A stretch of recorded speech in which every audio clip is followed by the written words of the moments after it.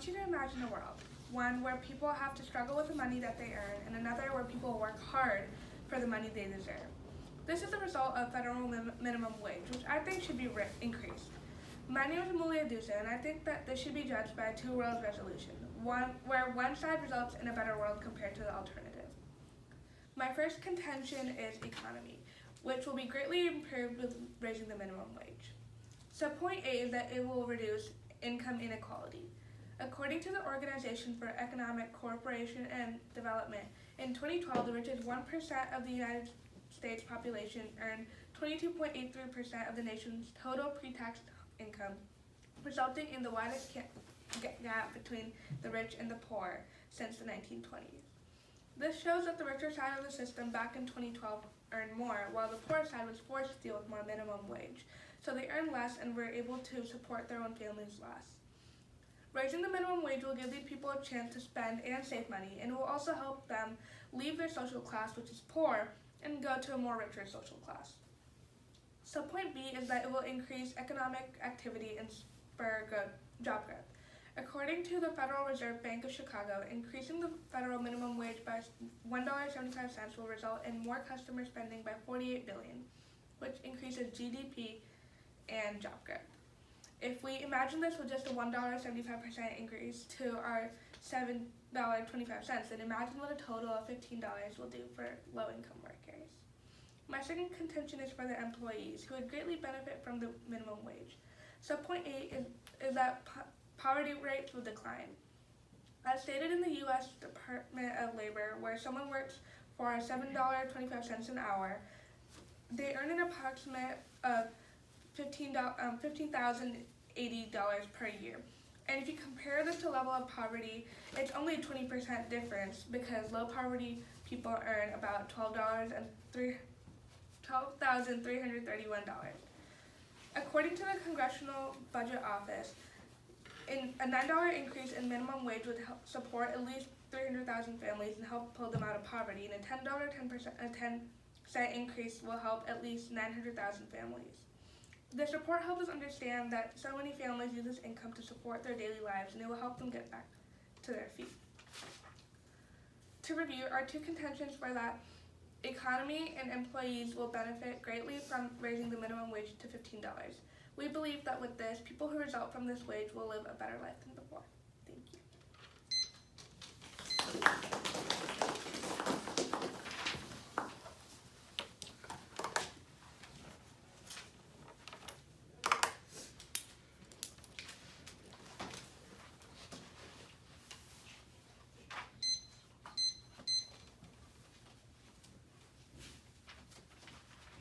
Judge ready?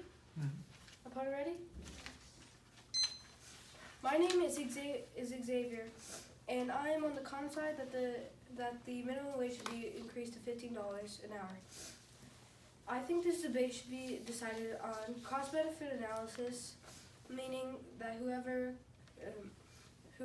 gives the most compelling benefits to the case. Contention 1, unemployment. Subpoint A, replacement by robot and self-service processes. If companies cannot afford to pay a higher minimum wage for low-skilled service employees, they will most likely use automation to avoid expenses. Subpoint B, it would hurt businesses and force them to close, and therefore increasing the unemployment rate. According to Jamie Richardson, MBA Vice President of Food Chain White Castle, she stated that their company would be forced to close almost half of its stores and let go thousands of workers if the minimum wage was raised. Contention 2, higher expenses. Subpoint A, price increase for consumer goods. A 2015 Purdue University study found that raising the minimum wage of fast food restaurant employees to $15 per hour would result in a price increase of 4.3%. Subpoint B, increase in tax payments and decrease in employee benefits. According to James Shirks, a policy analysis and the Heritage Foundation, if the minimum wage was raised, per se a single woman, a single mother working full time would lose $71 in earned income tax. She would pay $37 more in payroll tax and $45 more in state income tax, and she would also lose $88 in food stamps. Thank you for your time.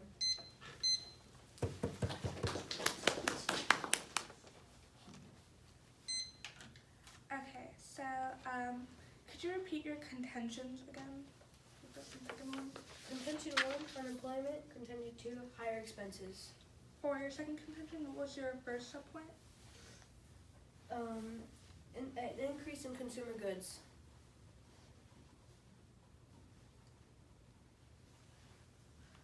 So in your first subpoint for subpoint A in your first contention, you said that they replaced with robots. Is that what you said? And robots and self-service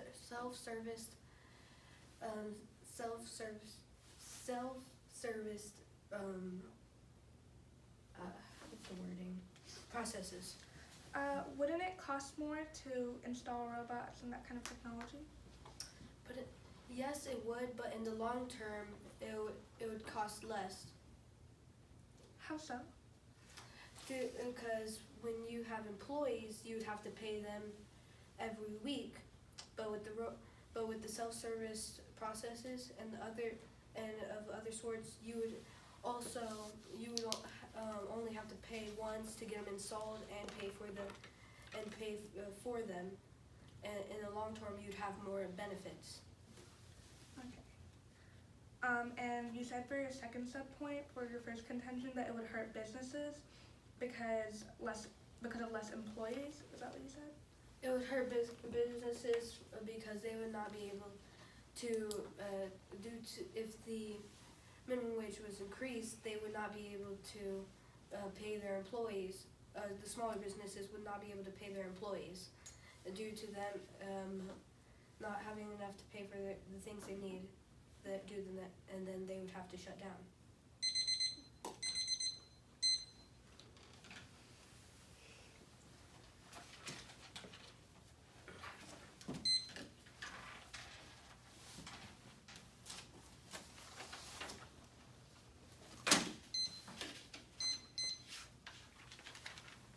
Judge, ready? I'm ready. Opponent, ready? What was your tagline for your contention 1 subpoint B? It will increase economic activity and spur job growth. What was your tagline for subpoint A, contention 2? Poverty rates will decline. Okay.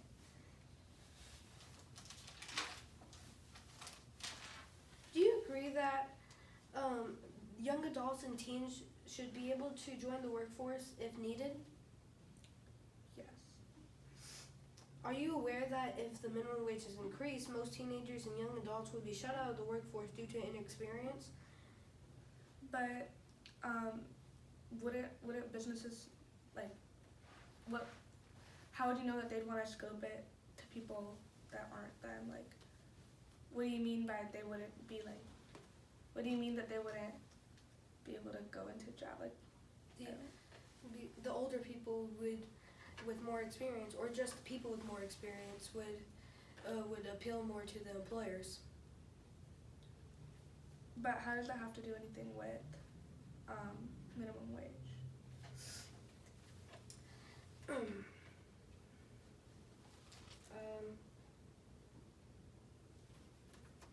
I do not know.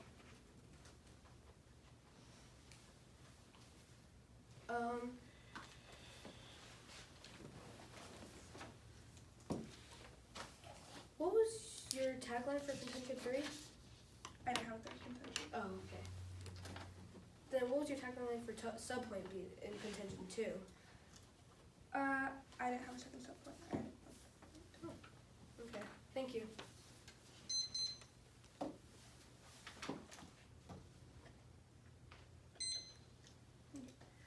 this debate, I think that the federal minimum wage should be raised. And once again, I'd like to inform you that my framework, which is two worlds, works better because it compares two different worlds with a higher wage and a lower wage. Looking at my opponent's contentions, his first contention was unemployment, which his subpoints were replacement with robots, and it would hurt businesses. And his second subpoint, which was it would hurt businesses, would it really make sense in this, like if companies were able to pay their employees more? Because if they were able to pay their employees more, then more and more employees would join, and then that would make companies more bigger instead of instead of making them smaller. And replacement with robots, if it costs more with more technology and if it stops working and stuff, all those repairs are way more expensive than paying your employees the minimum wage, which could be increased in the sense.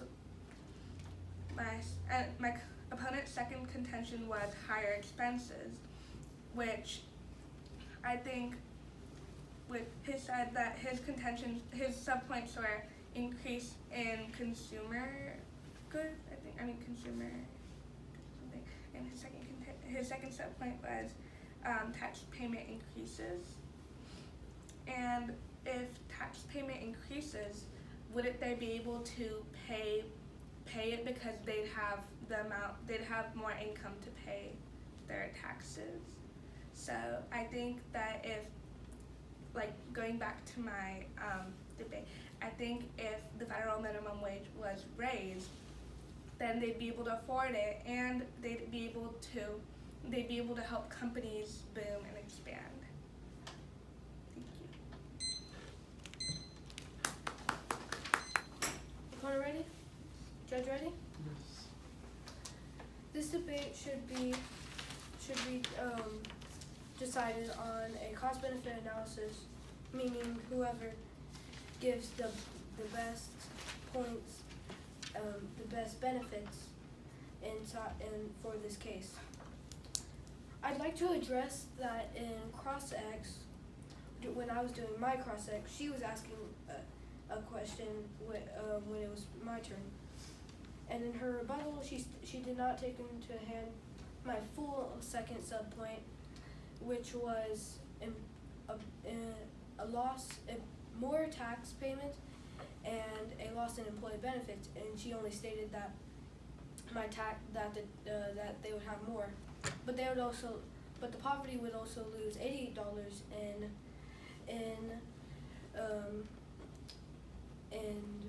food stamps, and they would also pay more in state income tax, as I stated in my second subpoint. And in my opponent's constructive,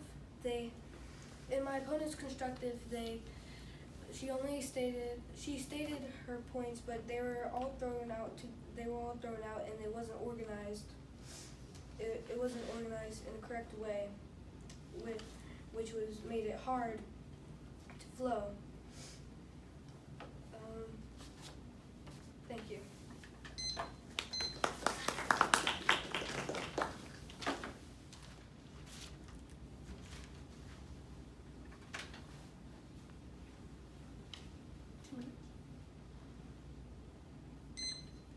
To summarize, I'm on the pro side of the debate where federal minimum wage should be raised to $15.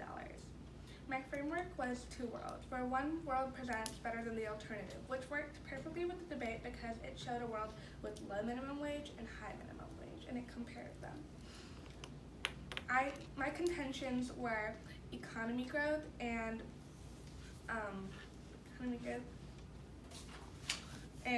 employment growth, and I think they help federal minimum wage as it shows that the employees gain more, and the economy gains more as well. Thank you.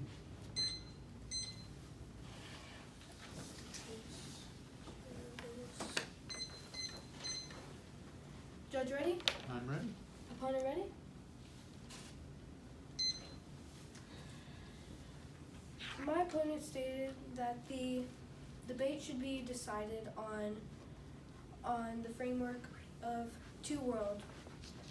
But I think if you think about it from a cost-benefit analysis thought, you there's more benefits. There's less benefits if the minimum wage was raised. From my thought, I think that the debate should be decided on that. My contentions were unemployment and higher expenses. I think my strongest impact was my point B, contention 2 of higher tax payments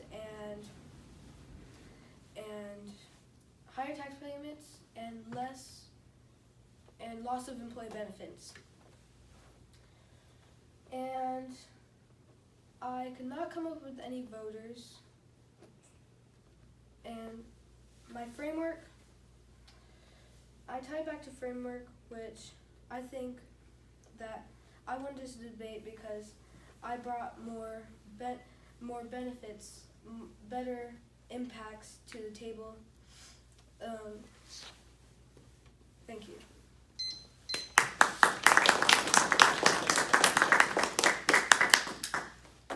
All right.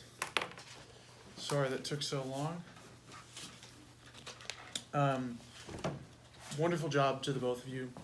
Both of you did an outstanding job. You did tremendously better this round than you did last round, both of you. And you made it incredibly difficult because it was so close.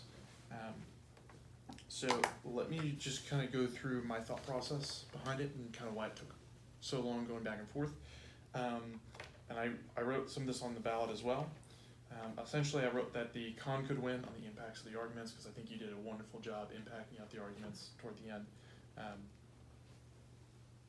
So, like how I said at the end of the last debate, tell me why, tell me the impacts. It's clear that you know the mechanics of the debate when you're talking about things like, here are the impacts, let me tie it back to the weighing mechanism of cost-benefit analysis. It's clear you kind of know where you're going with things, and you just need a little bit of time to, get started, make it comfortable. The pro, on the other hand, could win the debate on the two worlds, and basically the fact that your case itself kind of went unaddressed throughout, so make sure in that middle speech you hit her case as best as you can. In the end, for me, because I'm trying to weigh, okay, does this impact calculus matter more, or does this, the fact the pro arguments are still flowing through in the round, which ones matter more to me as a judge? In the end, I did choose to vote for pro, and the reason that I did that was for the strength of the rebuttals to the con case in that middle speech, particularly the ones on the replacement by robot and then the hurting the businesses. Those ones right there, I think that you both did a great job on those arguments, particularly setting them up and then cross-ex and then coming back. To me, that was like a real high school level debate going on right there. So I enjoyed it, and you made it very difficult for me to choose a winner because of how well you jousted back and forth with one another. So once again, good job with your speeches. They were much more fleshed out this time around on both sides. You told me why things mattered, and I saw a lot of improvement. So great job to the both of you, and I gave you pretty good speaker points. Amulya, I gave you 27.6, and then Xavier, I gave you a 28. I think both of you did an amazing job in this round.